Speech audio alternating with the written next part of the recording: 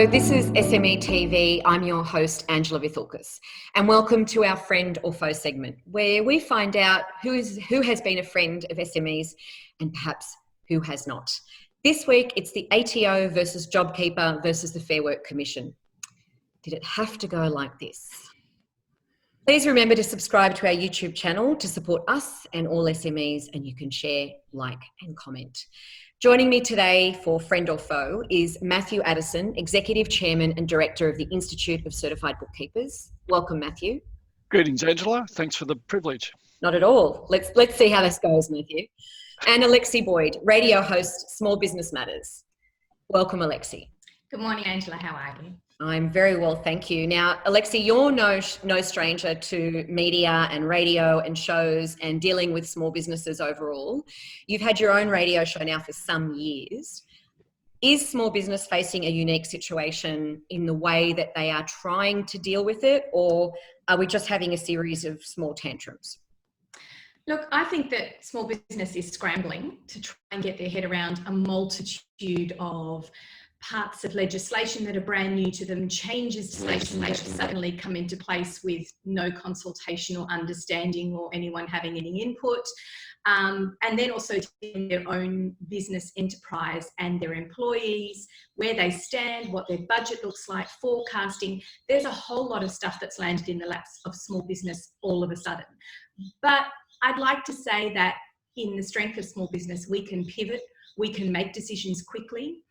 We do it very well when we compare ourselves to corporate, who seem to be slow off the mark or slow to make decisions in relation to HR or workplace changes. All of that is quite innate and part of our makeup when it comes to being a small business. So we can move fast. These are general observations. It's nothing new about small business owners. We've always felt like that, no matter what gets introduced and what position we're put in. Are you hearing, and I guess I'm hearing hysteria. I'm getting a lot of that from the small business owners. They're freaked out, they're scared. Are you hearing that as well? Because this is different. And I say that because while pockets of small businesses throughout Australia have faced different types of adversity, and the drought and bushfires is a great example, they've been localised and isolated. So that hysteria and that trauma has been just in those areas, not always affecting everybody. This isn't everybody's situation. So I'm going to assume that it's very different times, but if it feels just normal to you, then that's good. Well, it's certainly not normal, but I think what it is it depends. It still depends on what sector of the economy you're involved in. Yeah. It still depends on your business size. It still depends on your ability to pivot and change and do things more on your business rather than in it and work differently. I think it depends on the individual still. And we do have that collective feeling of, well, everyone's experiencing this. We just have to see it through to the end. So there's a little bit of, I guess, support mechanism in place. Well, we do have to see it through to the end, and we still have to be somewhat optimistic. I mean, hey, we're living in what we found out to be the best country in the world, which we already knew that, for the record. Matthew, you're a registered tax agent in addition to your role with the Institute of Certified Bookkeepers. Yep. Can you tell us how these frontline workers for SMEs are coping? Because I'm calling them frontline workers, because anyone that's handling the finances or the paperwork of an SME is definitely a frontline worker. How are they handling it? So let me backtrack just a little bit. I actually like your comment of hysteria for small business. And what I think that hysteria is created by is mixed messages. Yep. And competing messages. What we've had in this 60 days since SMEs have been hit in the face with coronavirus means you've got to shut the door. Coronavirus means how much work have you got? They've really had to react quite quickly. We were in the middle of a conference series when all of a sudden government is going, audiences of no more than 100, audiences of no more than 50, audiences of no more than 5. And we had to turn some conferences with 300 people booked into an online scenario. Small business has gone, I can't open the door tomorrow. How do I react to that? And then government has come along. And can I say, I am a supporter of the National Cabinet and the way it's worked and the way of their consistent messaging. But then how their messages are interpreted has meant the small businesses sitting there listening to media listening to a government media release, reading the newspaper, reading what's in social media, and going, what do I rely on? So that brings us to your frontline worker concept, Angela. So the advisors, be it the tax agents, accounts, in my community, the bookkeepers and BAS agents. Yep. We are sitting here interpreting government legislation, the rules, the requirements. We're turning it into business speak, and we're going to the small business person and trying to walk them through what the initiatives mean. Not so much, do you have to close the door or not? That was government's role. That was done for us, yeah. Yeah, that was done for us. But here is, how do you respond? So a good initiative like Jobkeeper comes along. How do we explain that to every mum and dad business or slightly bigger business for their unique situation? And they're the mum and dad working in the business. How does Jobkeeper apply to that eligible business participant? Now, I get it. Don't 100% agree with it, but I get it, and it meets a need for the economy. The frontline workers have gone from trying to wind into June 2020 tax time, get rid of June 19's tax returns, get rid of the March BASs in a normal environment, yes, and start heading for end of year payrolls coming, June 2020, and some of the multi-person tax practices will go, well, on the 1st of July, people want their 2020 tax return lodged, and we aren't there yet because Jobkeeper has doubled and tripled and quadrupled our workload. We have done no tax work for a month. So I'm going to step back and I'm going to say we started 2020 this year, not the calendar financial year, but we started this year with small businesses of all sizes, no matter where they sat, with their normal amount of red tape. Yep. It's what we deal with all the time. Alexi, you and I, whenever we start a conversation, it's always been that bloody red tape. So that's a fixture. That's the infrastructure. That's a fixture. Single touch payroll. That was, coming around. Again, if you've been an SME with a structure that has a bookkeeper, you probably have already been doing a lot of that. If you've been using online software and you're not handwriting everything, I know there are still some people like that. I haven't met them. I know there are some people like that. Yeah, they're out there. It probably wasn't going to worry you too much. Again, my understanding is that there was never, until a lot of us realised that single touch payroll as of the 1st of July this year was going to apply to everybody, whether they had 1 or 100 employees. So I think that was almost enough for us to cope with, having to make sure that someone sits down doing something when that kind of deadline is enforced on a weekly, fortnight or monthly basis, depending on how you're paying your people. So I think that was enough for us to all come to terms with as small business owners, given how we always sit on the negative with red tape. So we're already at that high level, add that in, we're going to cope with it. And the ATO knows that. In another year's time, we're going to be fine until we start to talk about superannuation, whether that's going to go up again. And we have that same debate that we have every year, Matthew, right? So now you bring in COVID. I'm of the mind that this was required, needed, wanted. Absolutely. What the government has done as a whole for the economy, tick, tick, tick. Thank you very much. It's exactly what we needed. Let's park the debate on the fact that how much debt there's going to be later, because that keeps coming up on the other side of that. What I dislike about media and why I have stayed silent through this is because we needed it, and the government is the best vehicle to have debt. It is the best vehicle to go into debt because no bank and wherever they get their money from is going to ask them for the kind of paperwork that we have to cough up. So they are the right vehicle to go into debt.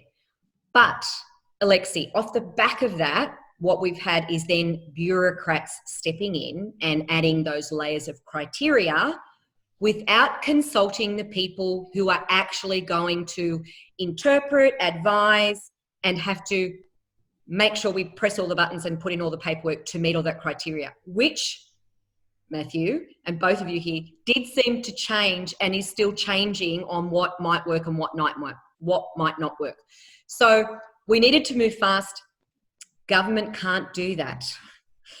They've moved fast with promising us the money, but Alexi, they haven't moved fast enough, and they couldn't, right? It's just the beast. It's a hard beast to harness. You know what?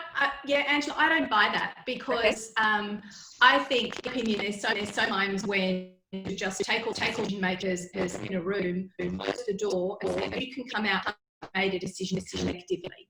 The biggest problem with this is that, yes, they had to move fast for the purposes of the economy, for the purposes of making sure that people could feed themselves. Absolutely. And they did very well. And as soon as they made the decision to use the ATO as the administrators for this, that was perfect, because they have all the data on small business. They can move quickly. And they worked very hard to get this up and running. The problem I have is that other parts of government or other parts of legislation and administration also came into the party and started tweaking and changing and making laws around other aspects, which nobody really thought through how this was going to impact on small business. So Fair Work was a classic example. Can you give us examples of that? Yeah. So Fair Work was a classic example, because on the one hand, we knew what changes were going to happen, and Fair Work, it did fast enough. And instead of saying, okay, well, under this condition, we're going to make this change, what they did is they threw a whole lot of award wages up into the air and then just changed them all and let them fall, and didn't tell anybody about that. I feel as though the majority of the business community had no idea that there were changes made as a result of COVID to the way that they employ people. No one has any idea about that. In fact, if you talk to the general business community, I don't think they're actually realising that those changes are there. Changes with the way you stand down people, or changes with the way that you re-employ once you have stood down. That, I think, was unfair. If you're going to make major changes like this, get everyone on board, get everyone into one room and help. But you're never going to get that kind of attitude from government when they've got to react fast to that. I mean, Matthew, and I want to get to the Fair Work Commission, so let's just touch on that briefly since Alexi's brought it up. On a good day, it's not easy with the Fair Work Commission. That's without all these other serious components added in. But they did just act and go ahead as if they were sailing in their own little kayak on a really lovely river. We'll just do this, and not thinking for 1 second what kind of a massive impact they would have at a time when there is hysteria. So for me, I'm not surprised. Were you surprised, Matthew? I'm surprised at what's come out over the last 3 weeks in terms of Fair Work Commission, as you say, doing their business as usual, amending awards, amending pay rates, and the pay rate discussion is up. The last thing SMEs in Australia need right now is a discussion where the minimum wage is going to go up by 4%, because the business owners are going to go, and exactly where do you think that's coming from? So to have this discussion about wages going on, to have the award reviews going on, big business, the unions might have capacity to input to Fair Work Commission thinking about those award changes. Nobody else has right now. And they've got the time to do it. They're only focused on one thing. Yeah. So SMEs and advocates for business owners don't have time or capacity to interact with Fair Work Commission. So I am struggling a little bit with, I think, Angela, the words you've used, more noise coming into the space right now. SMEs are struggling to go, what does tomorrow look like? And here we've got this other big bit of noise coming on about, oh, your employment world's about to change.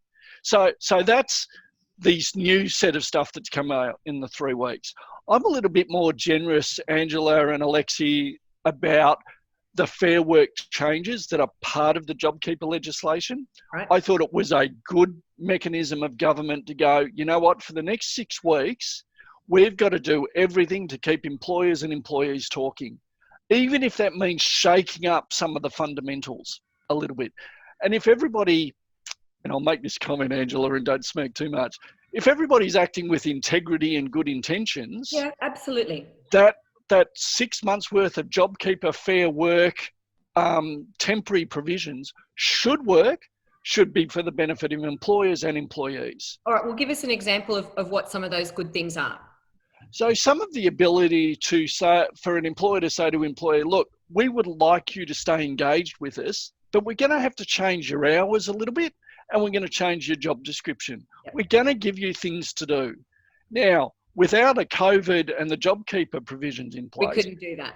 It was a whole different discussion, and that was a whole lot more red tape and a whole lot of process of going through interviews and blahs and change job descriptions. But we're in a different world. So again, I'm going to wear my employer hat, right? Yep. And Alexi, here's the dumb question that every small business owner is going to say.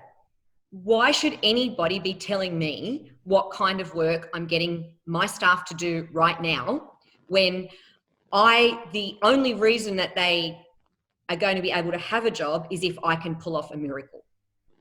Well, I think not only am I going to distinguish what employees, what job, and it's just a matter of trying to keep them in the business and doing something, but also a lot of businesses are concerned about the future, and if I do this wrong, what happens if I suddenly give someone who is normally in retail and is, putting shoes on people's feet, and I suddenly ask them to do a little bit of social media campaigning because they happen to be a bit younger?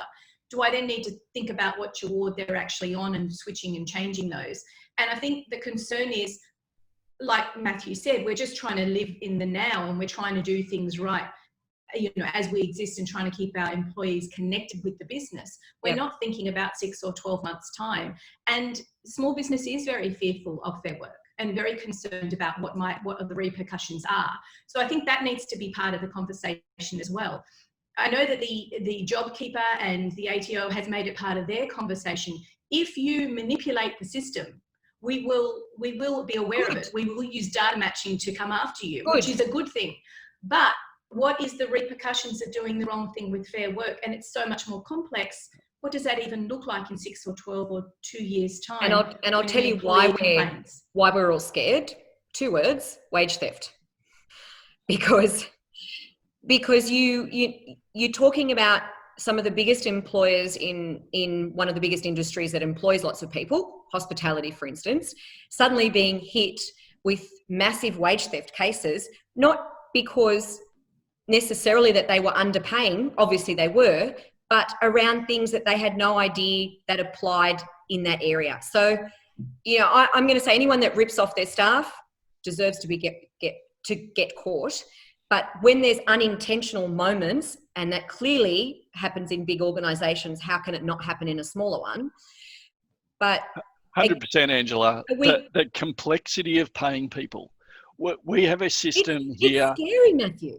As you said, some of the biggest employers, in fact, the biggest employers in the country, are coming out with multi-million-dollar errors. Yep. And you're expecting a mum and dad who can't afford one advisor or 3 hours worth of advice sometimes to apply exactly the same laws. We have a complex system. Change all the time. We have a complex system, complex wage structures.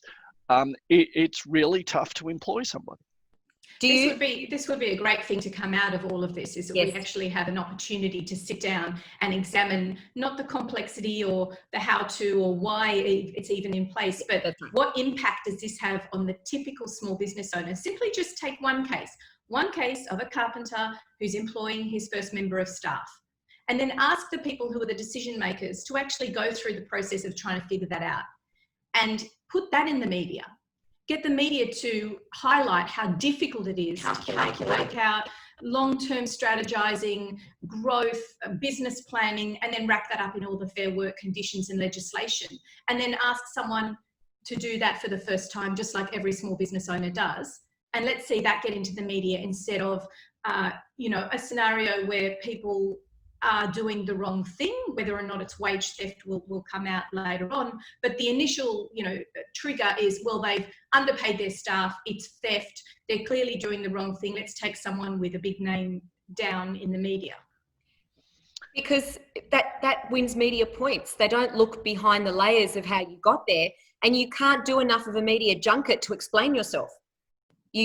How many people do you get on Twitter every 5 minutes and say, we didn't intend to do this, we've discovered it, and now we're going to fix it. It wasn't, but you can bet your bottom dollar that these organisations that have been caught and come forward voluntarily, because often that's, sort of mumbled through very quickly that it was discovered voluntarily, you can bet your bottom dollar that these organisations now are changing the structure of their employees, probably cutting back on employees, closing different parts of their business because they know they can't do business the way they were doing.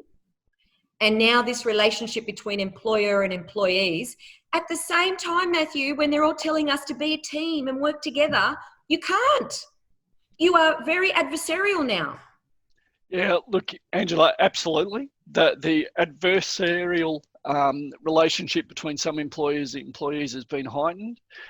You alluded to, the behaviour of some, and again, this, let's call it the crisis for the crisis that it is, and the change in relationships, and even with government subsidies, we've got some businesses that are going, not what should I get, how much can I possibly get?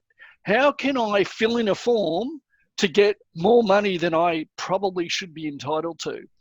We've got some interesting advisors out there doing the same. Oh, don't worry about it, they'll never find you. Yeah. Well, same with the Fair Work and the employer-employee thing. Let's just do it this way. Now, having said that, I'm also into protecting the employee. Yes. There are some employers that take a interesting approach to the way they treat their staff. Yes. We do need a Fair Work system. I'm just not sure the complexity we've got achieves its outcomes. I think Alexi made a good point that if the Fair Work Commission system works for someone with one employee and it's that simple, then it's going to work for everybody and we can all follow the system. The process, Matthew, I understand this, it's much more complex than that, but let's for instance, understand that there are people out there that only have 3 or 4 employees, that they are doing their own BAS and all their own paperwork, and they only ever visit their accountant, if they actually visit them, once a year. They're not into big tax planning. They don't have tax shelters. They don't have trusts. They don't think they are a complex organisation. And that's why they think, their partner is doing the books. They think they're saving money that way. Seriously, if I had to give anybody any good advice in business, at whatever stage you are, starting up or still working, if you don't have someone looking after your paperwork, whether it's a bookkeeper or whatever, you are going to stuff up. Unless you have an internal person who works full-time and updates themselves on all the changes, you're just not going to know. I mean, I remember and I'll say olden days, before we were doing our online wages system, if there was a change with an award, a wage award, you often didn't hear about it. Yeah. You'd done your year's wages, you were taking your wages book to your accountant once a year, who was looking at them to write out the group certificates, not formally called group certificates, and suddenly looked at it and went, oh, you know what? You weren't paying them properly. And Angela, where we're at, I've got to say, I really like the digital world we're in. And yes. You alluded to online payroll. Yep. The digital world we're in, and where technology and the software companies are able to start really interacting with the 132 complex awards and trying to interpret them. So when there is a change to that award, it pings you and says, there's a change. You need to think about it. Yep. 3 or 4 years ago, none of that existed. No. So we're getting to a better spot. But the complexity of, whether it's 132 or whatever it is awards, I really like Kate Carnell's proposition for small business, the Small Business Family Enterprise Ombudsman. Yep. Let's have a award for small business. If you've got 20 employees or less, here's the simplified award. You don't have to think about 132 awards. You think about the Small Business Award. And what would be nice is if that award documentation was less than 27 pages long and not written in legislative language that the majority of people who are trying to interpret it can or cannot read. The number of times I've run Fair Work and said, exactly how does someone with English as a second language read and understand this documentation? Because I'm struggling. They just cross their fingers, Alexi. They pick up the paper, they cross their fingers and they close their eyes and then they just stumble through it and then hope that they're not a moving target. All right, ATO is working so hard to improve the black economy and to close its doors. It's not going to be able to do that unless Fair Work comes to the party. So is there a consensus that we are glad that the ATO was involved in the administration of what the National Cabinet has brought down? 100%. Look, I don't think there is another way I that we don't would know have who else delivered. would be a contender. Yeah, look, I think if you watch that journey, Angela, Jobseeker, we'll put everybody on Jobseeker. And what happened to Services Australia? They melted. The queues out the door were huge because of the level of interaction that had to happen. So bringing Jobkeeper into a world where we had single touch payroll, we have digital payroll, we have interaction, you can do it through your payroll packages quite quickly. And the ATO had the funds mechanism to pay relatively quickly. Now, am I 100% happy with how quickly the funds are flowing? No, but am I relatively happy? Clean slate businesses are getting their cash flow boost straight away. Clean slate businesses are getting Jobkeeper straight away. But I'm also happy that the ATO is sitting there using some of their digital and analytics and going, hang on, you've never had more than 10 employees before. How come you've now got 100? And they're asking questions. I am with you, Angela. I think the ATO was the right delivery mechanism. I think they've got the data and I think they've got the digital techniques. But they've put it together in, what is it now, 60 days. And that's a phenomenal outcome. Importantly, they also have the relationships with small business advocacy, with bookkeeping and accounting associations, and they're very good at listening to those authorities and the tax agents what the mechanisms are going to do. That get on the phone and spend half their lives on the phone with the ATO or on the ATO portal. They've got those relationships over the years where they are able to call them up and say, what is going on? So do you think, let's talk about the fact that there is Jobkeeper, right? Which was a fantastic move to try and keep the relationships going, but also for businesses to continue in some way. Some are doing those massive stock takes or audits, or finally doing that cleaning out the back room and changing all the shelves. That little wish list of things that you wanted to get done, you can now get done without the interruption of sales and customers, fair enough. But, it's getting done. Some of us, there's so much information out there giving us a chance to pivot, rethink our strategies. There's even lots of grants out there from different levels of government where you can redo your website, do some more training, all of these things, which are absolutely fantastic. But we have Jobseeker, Jobkeeper, and some of those cash payouts that they're going to give to small businesses. Let's look at that. Jobseeker. That's covering people who have been put off permanently. No hope of a connection. Is that right? The employment relationship is broken, at least for now. So that the business is going, I can't afford to pay you Jobkeeper before I get reimbursed. There's no way. I have to break this relationship. And now Alexi, tell me, because I may have misunderstood this. You get Jobkeeper. If you are eligible, let's say if you are eligible, you get it for your employees. But it's just to make up a component of their pay. So if they are earning $2,000 a week, you're only getting the Jobkeeper a set amount, and you've got to top up the rest. So if you can't top up the rest, then probably they're going to be going on to Jobseeker. No, it's one or the other. Abby's better to explain this, but basically, yes, it's a mechanism, a reimbursement of part of the It's a wages. contribution, right, towards an employee's salary. And some people will obviously receive a pay cut if there's not the work there, or the company cannot afford to bring the salary up to what it was previously. Matthew, am I correct? Yeah, you're going the right place. So, Angela, I think your scenario was $2,000 a week. Yep. And the business has closed the doors, losing income. Based on the Fair Work provisions, they can say to that employer, can you reduce your hours to 10 hours a week?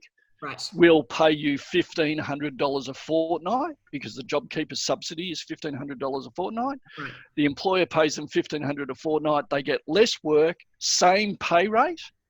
So same hourly rate has to be paid, because that doesn't change, but reduce their hours, work less, get $1,500, and the employer then puts in a claim to the ATO to say, subsidise that wage or reimburse me for the wage I've paid. Okay, so that's where the choices are for the employer. They can use the Jobkeeper as a contribution to the salary and top it up, or what they can do is say, that's all I've got, whatever the government's giving me. So if you can only work one day a week, if your hourly rate is that, then that's what we do. I'd like that hourly rate where I only worked 1 day a week, but some of us aren't that fortunate. Okay, so we've got that. Now, Alexi, what are you hearing about the cash that's coming through for the eligible small businesses? Are we happy with that? Look, you're talking about the cash flow boost. I would say that there's, it needs to be very clear. The group that needs to have this explained to them, I've seen from a number of examples, is the commercial landlords, who I've seen a number of people forward to me emails that say that their commercial landlords are giving financial advice by saying, well, you're receiving the $10,000 cash flow boost. They're assuming that they are, not everyone is. And therefore you should be able to pay the rent. It needs to be better highlighted that this cash flow boost stimulus is applied to your ATO client integrated account first. Yes. So it's not $10,000 that lands in your business bank account for you to do the you wish with. It is first paying off any ATO debt, particularly that you might have had around the most recent BAS, and then you may get some of that back. So I think it needs to be better highlighted that it's not cash because it's going to a particular component, it's a particular reason that it's being paid off, or a particular account that it's paying off. And then you may receive some of that back into your bank account. Matthew, why does it sound to me like it's the government giving us money to get Because money? they use the word cash. It is economic stimulus. It is putting cash into the business so people will spend it. And it's another way. I mean, even if it is applied to your integrated client account and it's paying off a tax debt, that's still one less debt you've got to pay. You're going to come out of this with a bit less. So it's only paying off the March BAS. Yes. So the cash flow boost only deals with your most recent BAS, not any other outstanding amounts. And the ATO have been really good at deferring debt or putting it on a payment plan to start again in 3 months' time. So they're going to get their money. Eventually. There's no... Assuming we have an economy and we all don't go bust. Yes. Okay. Well, what's the likelihood of that, Matthew? You brought it up now, right? What's the likelihood of that? So this is a little bit of the debate we were having earlier, Angela, about do we stimulate an economy now, or do we sit on our hands, wait 3, 6, 9 months, and then do all this economic stimulus to recreate? But people have to eat in the meantime. So not sure I'm going to answer your question, so bring me back to the topic. But I think we do need to keep people in business now. I think we need to keep paying people now. We need to give them both eating money, but also spending money. Otherwise, as the shops open and the restaurants start opening, and apparently that's now happening in some states, but not others. You can go to the pub as long as there's only 10 people with you. Yeah, I'm not sure about whether you're allowed to have a hamburger and a sausage at the park, though. That's right, or a kebab, I think it was, yeah. Yeah, the famous kebab. So if we give people money to eat and spend, it allows the shops to think about reopening. It starts generating, more transactional dollars are flowing around, more people get to eat. Hopefully we're generating more money. Yeah, look, the economic picture, what does it look like in 3 months' time? Nobody's got the crystal ball. Yeah. Nobody's got the crystal ball. Final thoughts, Alexi, on whether there could have been more done for small business, or have we got... I think the packages that have been offered were well thought out, and they were very useful, and the government's done its best to try and understand that every business works differently with their money and behaves differently with their staff, and they've tried to capture as many of those scenarios as they can. Naturally, things are going to fall through the cracks and there's going to be difficulties with people with unusual circumstances, but the vast majority have been able to, maintain a relationship. I'm disappointed with the uptake of Jobkeeper. I think the 50% mark, which was only mentioned in the media a few days ago, whether or not there's a lag between whether people are taking understanding, or again, the scenario where the frontline workers are trying to interpret it and get that information through to their businesses that they work with. That needs to be examined, because if we've budgeted for a certain amount, we need to make sure that the Jobkeeper is getting out there and flowing through to the economy. But it is stimulus. And this is what I try and explain to a lot of small businesses who say, well, I'm doing well, I'm going to be okay. In May, June, July, I can see an uptick. It's going to be all right. And I say that's it's a stimulus measure, so it's there to try and get the money flowing through the economy. So I think it does feel a bit like we're the government's printing money. I mean, there are some economists saying, you know, where is this going to go? But I don't see how they had any other choice personally. And we were in a good economic situation where they could do that. So in a way, that's flowed through nicely to be in this success. We've got the funds and the ability to do that, and people like the ATO to be able to administer it. So that's good. So in the short term, I think things are looking like they're sustainable, but it's that long-term picture that can be concerning, and that's all wrapped up with the health issues, trying to keep everyone safe and healthy. All right. Well, my final observations are, it's okay for now. Let's just hope that nobody comes up with a whole new set of rules in the next week or two that we have to all suddenly become experts at and adopt, adapt and implement ourselves. Because as usual with all red tape, it's not just the law changing, it's how much work is involved to then make it part of what we do every day. So, Angela, I want to see another program. So 2 or 3 months. Yep. Let's call it Job Creator. So that 50% of SMEs that have not been able to fund Jobkeeper, they've shut the doors, but they've got a business. It's a viable business. They're just going to need help to reopen and employ one person for a month, and then grow a little bit and employ 2 people for a month. How do government use the same sort of framework and infrastructure and concept and create jobs or allow that business to grow again? I think they are. I think they are going to have to deal with that, Matthew. And I don't have any inside information. I only have a feeling that they will want to do that in order to do that next step, because when they can actually say, we're open, we are open for business properly, let's get going. You're right. Those people that have closed and don't meet the criteria of anything are going to need a hand starting again, because even though they've been closed, Alexi, we all know some of their overheads have not gone away, and the rent is one of them. There are going to be very few people who aren't getting notices and invoices that have arrears on them, I think, moving forward. So thank you very much, both of you, for joining. We have our special guests today, Matthew Addison and Alexi Boyd. Please remember to subscribe to our YouTube channel so you can support us and all SMEs, because that's why SME TV exists. And a huge thank you to the SMEA Association for backing SME TV and podcasts and believing in us. We're very grateful to them. To reach us with any content ideas for the business community, you only have to email news@smea.org.au. We are on all the socials, and I promise we will be back soon. Thank you very much. Thanks, guys. Thanks, Hannah.